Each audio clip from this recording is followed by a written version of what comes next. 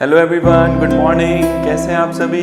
एक बार फिर से दिल से वेलकम है आपका lecture number 8 of the halo alkane and hello arene. बेटा आज की क्लास में हम लोग अपनी सेकंड केमिकल रिएक्शन देखेंगे जो कि है हमारी द रिएक्शन विद मेटल। इससे पहले हम लोगों ने क्या करा था? इससे पहले हम लोगों ने न्यूक्लियोफिलिक सब्स्टिट्यूशन रिएक्शन की डिटेल स्टडी करी थी, जहां पर हम लोगों ने SN1 SN2 कंप्लीट किया था।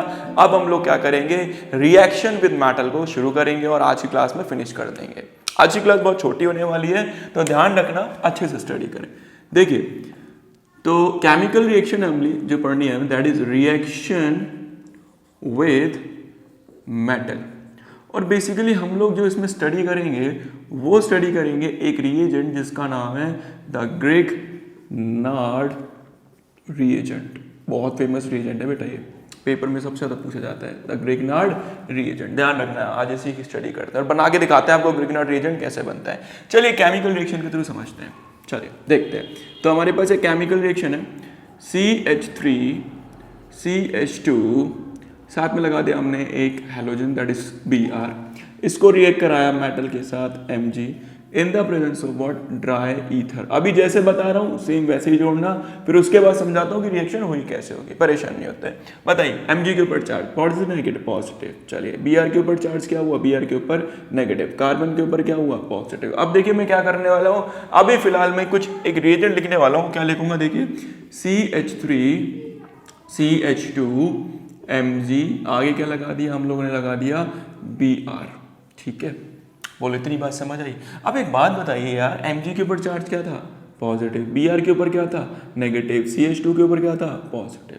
अरे एक बात सोचो यार, क्या पॉजिटिव पॉजिटिव एक दूसरे को रिपेल नहीं करेंगे? हाँ जी करेंगे। तो भैया ये कंपाउंड बन कैसे गया?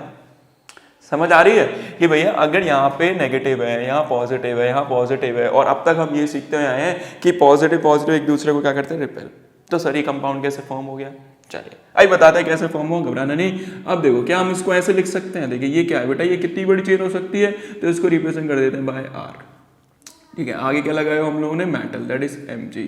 और मैंने बताया था हैलोजन के लिए सिंबॉलिक रिप्रेजेंटेशन है X। याद करिए कि अगर आप क्या लिखना चाहते हैं, फ्लोरीन, क्लोरीन, ब्रोमीन, आयोडीन, इनमें से किसी के लिए भी कुछ भी लिखना चाहते हैं तो उसके लिए हम क्या लिख देते हैं? X लिख देते हैं। तो मैंने यहाँ लिख दिया X। और भैया लोग इसी को हम क्या बोलते हैं? इसको हम बोलते हैं द ग्रिग्नार्ड रिएजेंट। ठीक है, क्या बोलेंगे इसको?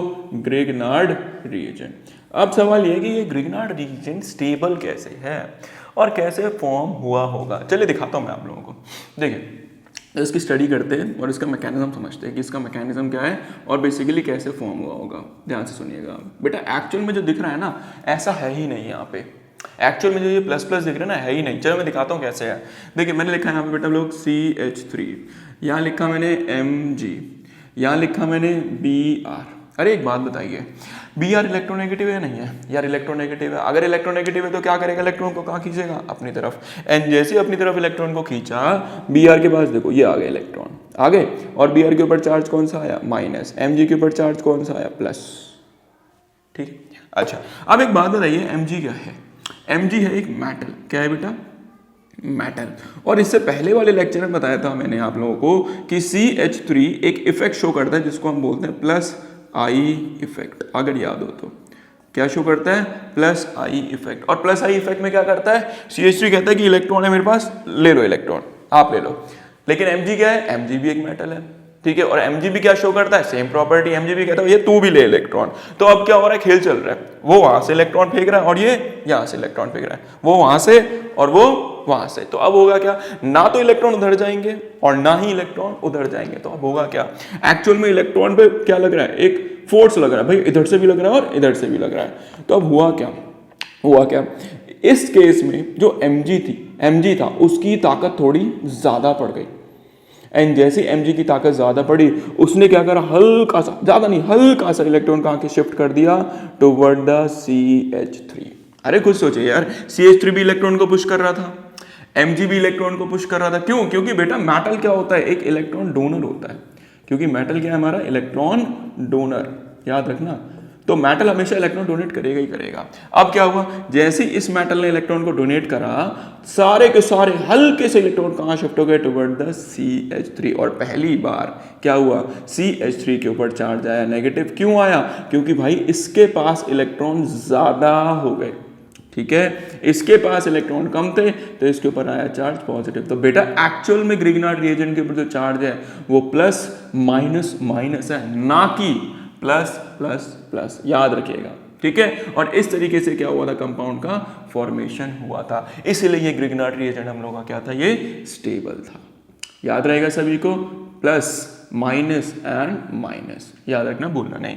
तो ध्यान रखना। अब एक बात बताओ, यहाँ पे क्या हुआ था, यहाँ पे जो इलेक्ट्रॉन गए थे वो कंप्लीट चले गए थे। कंप्लीट का मतलब Br ने कहा कि मुझे इलेक्ट्रॉन चाहिए, मैं लेके जाऊंगा, और कंप्लीटली चले गए।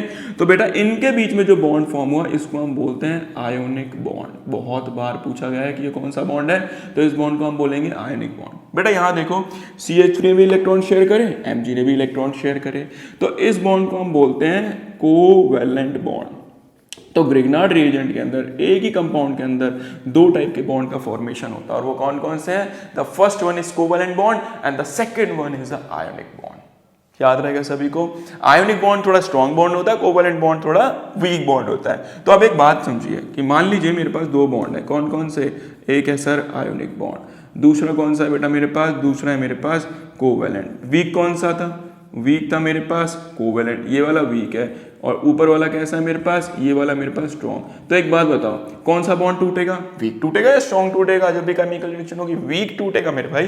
तो ध्यान रखना, जब भी कभी बॉन्ड ब्रेक करोगे तो हमेशा ध्यान रखना वो कौन सा बॉन्ड ब्रेक करोगे आप लोग, ये वाला, कौन सा, कोवैलेंट बॉन्ड। तो मैं लिख देता हूं कि जब भी कभी आपको किसी भी केमिकल रिएक्शन में बॉन्ड ब्रेक करना है तो वो कौन सा बॉन्ड ब्रेक करना है, ये कोवैलेंट बॉन्ड, क्योंकि ये कैसा होता है, वीक बॉन्ड होता है। तो आप इस बॉन्ड को क्या करेंगे, हमेशा ब्रेक करा करेंगे, ठीक है बेटा। चलिए एक जल्दी से एक काम कीजिए, फटाफट इसको लिखिए, फिर आगे बढ़ते हैं, जल्दी लिखिए। चलिए बेटा, अब जो हम लोगों ने क्या पढ़ा था, अपना ग्रिग्नार्ड रिएजेंट पढ़ा था, उसको एक केमिकल रिएक्शन के थ्रू आपको समझाते हैं कि किस तरीके से हम लोग कोई भी केमिकल रिएक्शन वहां पे ऑपरेट कर सकते हैं, कोई भी केमिकल रिएक्शन। तो देखिए दो सवाल करते हैं जल्दी से और उन दोनों को समझते हैं, ठीक है। तो हमारे पास जो बेसिक पहली केमिकल रिएक्शन है वो ये दी है कि भैया हमारे पास है RMg और साथ में लगा दिया हम लोगों ने X।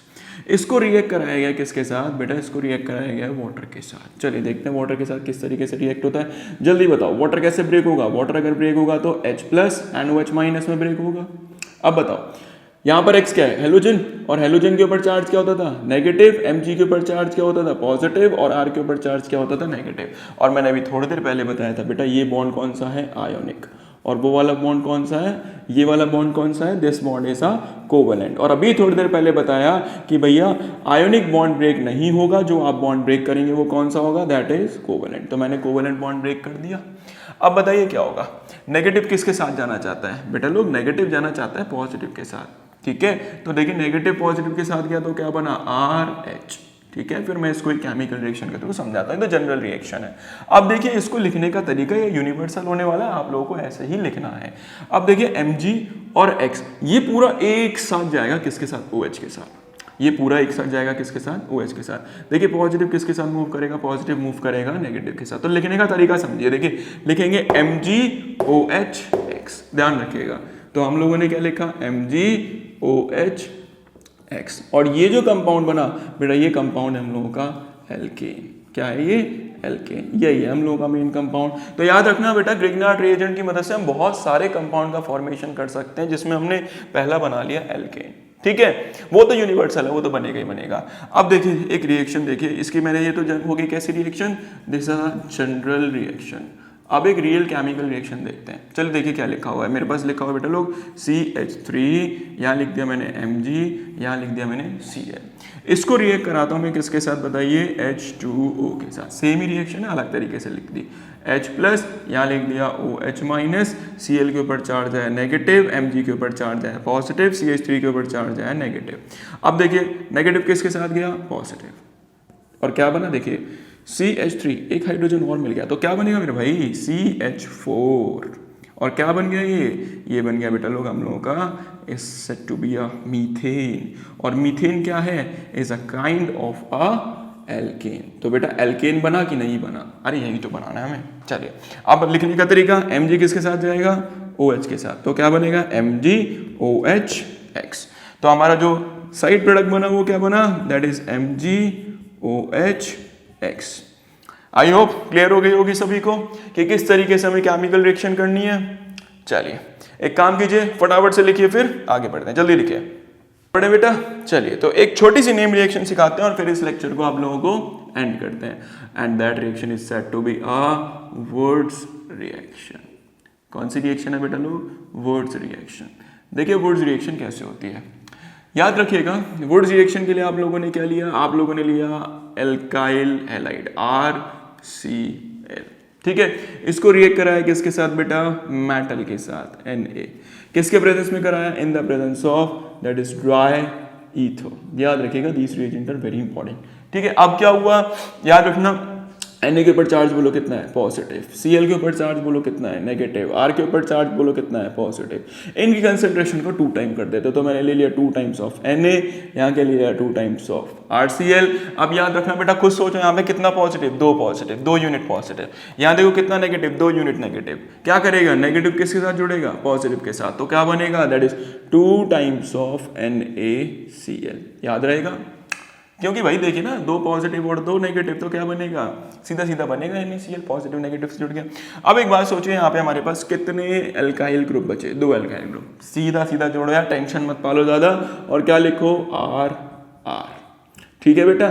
तो एक बात समझिए यार, बेसिकली इस केमिकल रिएक्शन में हम लोगों ने क्या सीखा?